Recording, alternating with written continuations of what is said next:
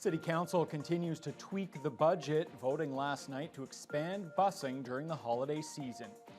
Good evening and thank you for joining us. There's good news for many Thunder Bay Transit riders. City Council has reinstated Christmas Day bus service. That decision was made during the third of Council's 4 budget deliberation meetings last night. As Vasilios Bellis explains, it resulted in a small increase to the proposed tax levy hike.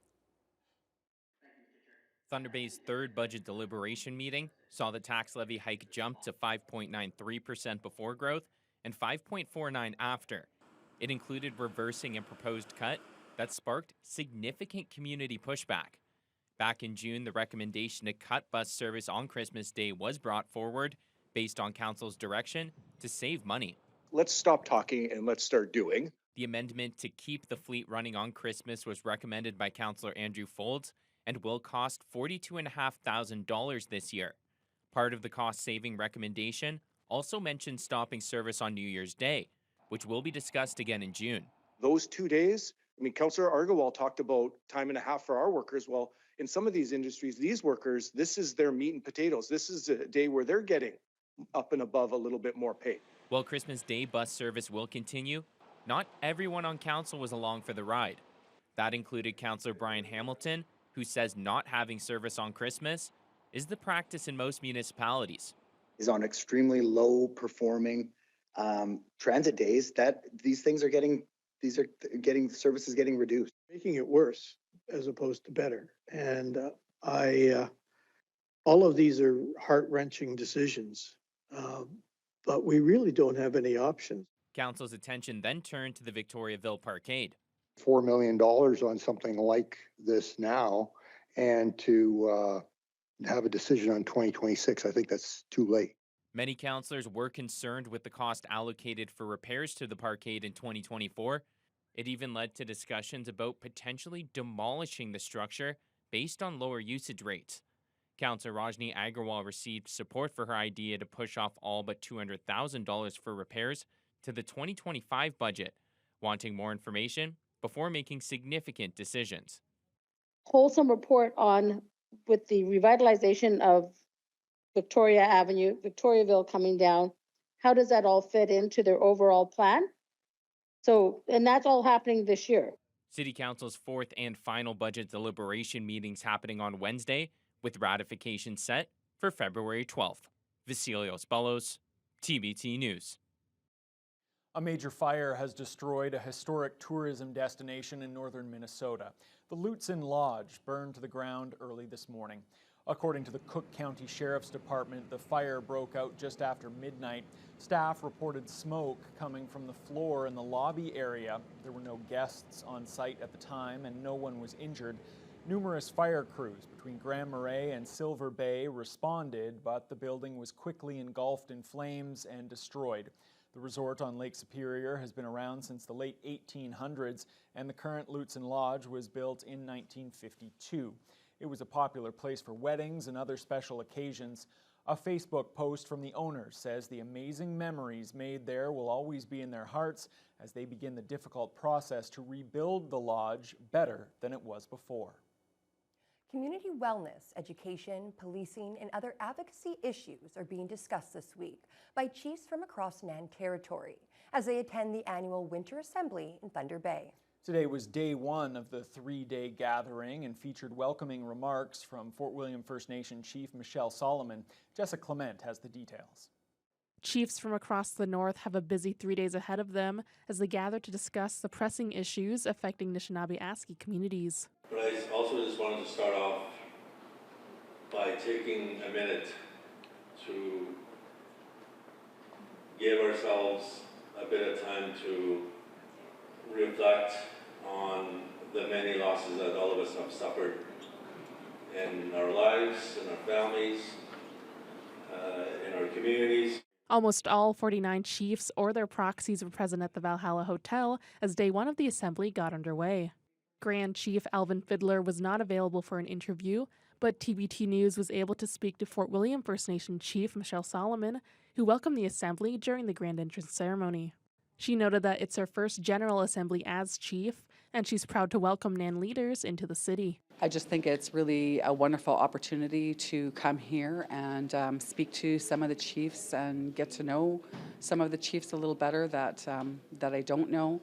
But you know, I definitely stand with them in solidarity to address the many issues that they face. The chiefs and proxies are expected to cover a wide range of topics over the next few days, including food security, education, community safety, and other health policy and advocacy issues. During her address, Solomon spoke about the recent issues that have plagued some of these communities, including fires, deaths, and long-standing boil water advisories. These are issues that they've been dealing with for many years, and you know, until there's investments made in their infrastructure, these are things that will continue to happen, sadly, and really the government should take better action in addressing these matters in these communities. The Winter Assembly will continue until Thursday. Jessica Clement, TBT News.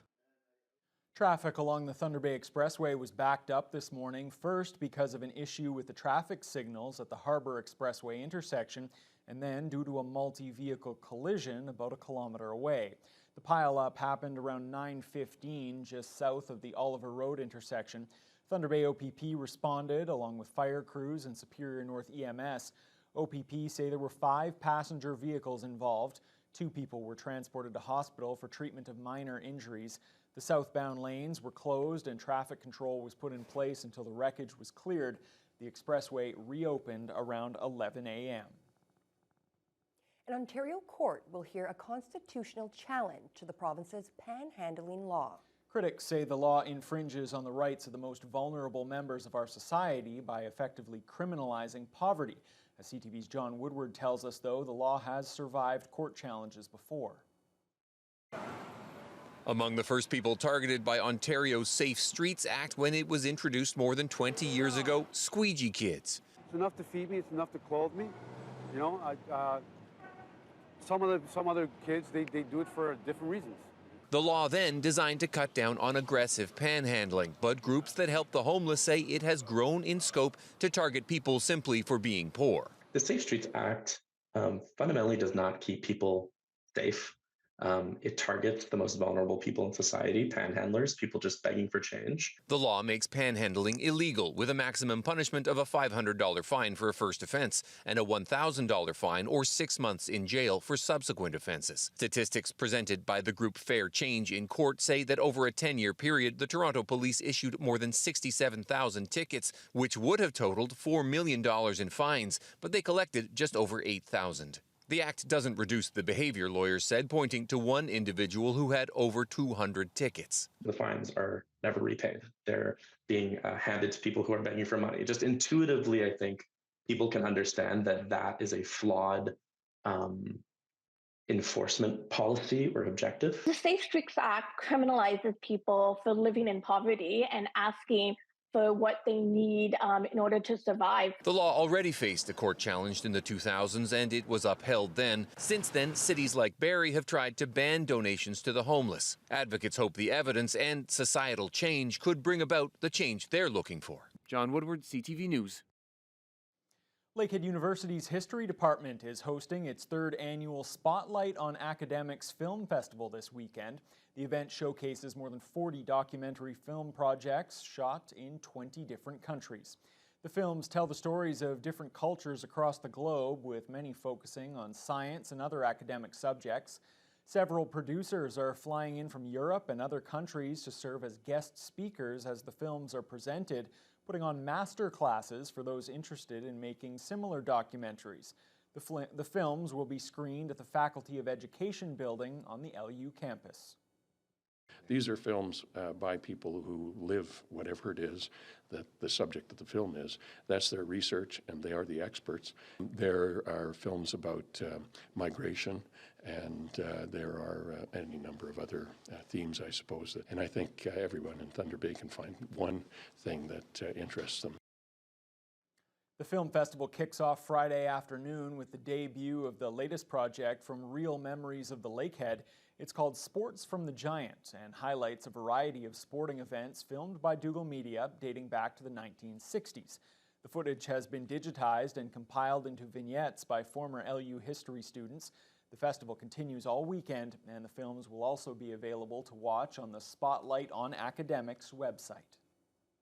There's a very good chance Lake Superior will set a new record this winter for the lowest amount of ice coverage. Right now, just 3% of the lake is frozen, while the normal for this time of year is over 20%.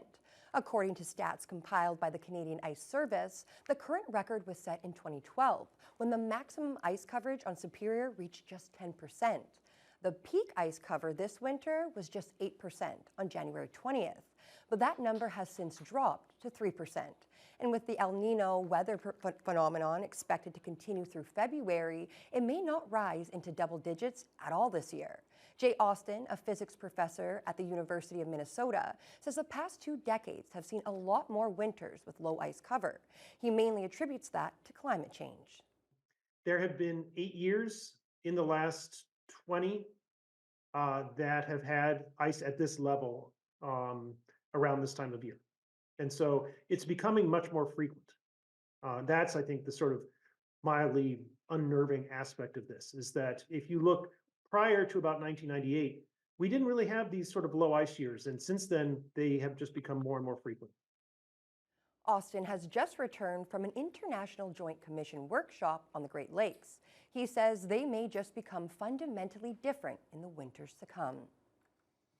Yeah, not really a surprise given the winter that we have had, Haley. We had another high of 4 degrees today. I believe that matched the high that we had yesterday. That's correct, Ryan. We had matching 4s today as our high. That happened around 4 o'clock as well, so 4 is kind of the magic number for today. We did see a bit of a colder low, though. At 7 a.m., we reached our low of -3 degrees. Once again, though, the winds were fairly calm today, with the highest gust reaching 15 kilometers an hour coming from the northeast.